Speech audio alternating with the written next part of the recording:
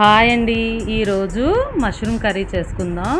ముందుగా కళాయి పెట్టి స్టవ్ ఆన్ చేసి ఆయిల్ పోసుకొని ఆయిల్ హీట్ ఎక్కాక పచ్చిమిర్చి ఉల్లిపాయ ముక్కలు వేసుకొని ఫ్రై చేసుకోవాలి. ఇట్లా కొంచెం ఫ్రై అయినాక చిటికెడు పసుపు వేసుకొని ఫ్రై చేసుకోవాలి. ఇట్లా ఫ్రై చేసుకున్న తర్వాత అల్లం వెల్లుల్లి పేస్టు వేసుకొని ఇది కూడా వేగనిద్దాం.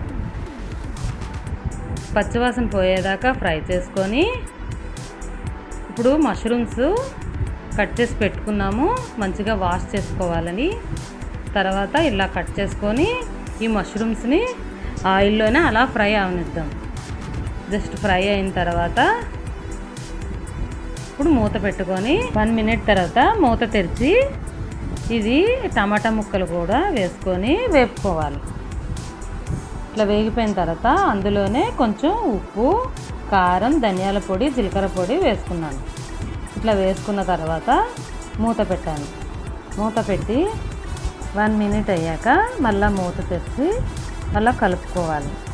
ఇట్లా కలుపుకొని కూర దగ్గర పడేదాకా ఇట్లానే వేపుకోవాలి. మళ్ళీ మూత పెట్టి మళ్ళీ మూత తీసి మళ్ళీ కలుపుకోవాలి. టమాటాలు బాగా మగ్గిపోయేదాకా ఉడికించుకోవాలి. అదే ఆవిరితో ఉడికించుకోవాలి. ఎక్స్ట్రా వాటర్ వేసే పని లేదు. కూర వేరే వాటర్ వేయకుండా ఇట్లా చేసుకొని ట్రై చేయండి, చాలా బాగుంటుంది. ఇలానే ఫ్రై అవ్వాలి కూర మొత్తం.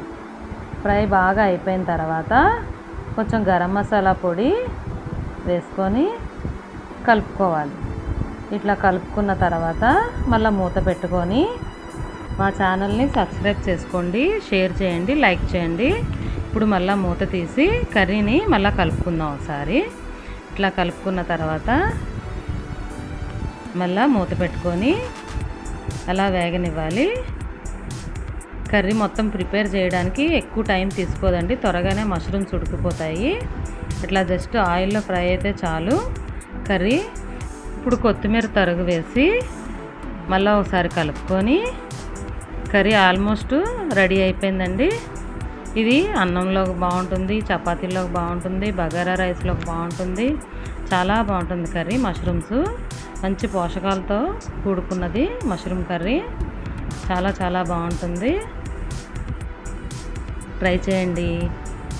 బాయ్ అండి, thanks for watching. Curry ready అయిపోయింది. చూడండి కర్రీ ఎలా ఉందో ట్రై చేసి మీరు కూడా కామెంట్ రూపంలో తెలియజేయండి.